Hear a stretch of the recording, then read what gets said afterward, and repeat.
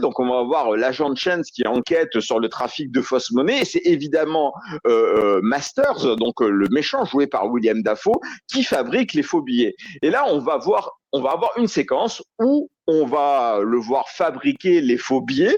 Donc là, c'est la petite séquence qui est un peu partie trop tôt que vous avez vu défiler à côté de moi.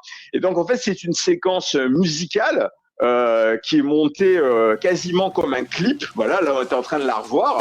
Et qui d'ailleurs fait le lien avec la scène du début où on le voyait peindre. Et donc voilà, là, on va le voir, il fabrique les faux billets. Et donc vraiment on voit qu'il fabrique les faux billets vraiment comme un véritable artiste quoi. Il y a même un côté un peu sorcier, un peu magique quoi. Et c'est vraiment l'artiste, mais l'artiste vu comme à la fois comme un bandit et comme un faussaire de génie. Et en fait ce qui rend cette scène extraordinaire, c'est qu'en fait tout ce que vous voyez à l'écran est absolument vrai.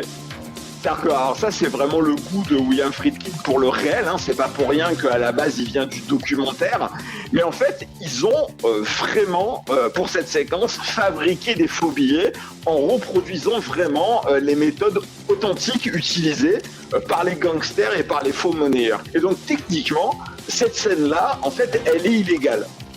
Et là, on voit vraiment, en fait, on devine en tout cas la jouissance qu'a eu à voir le cinéaste William Friedkin à filmer, en fait, un vrai crime, quoi.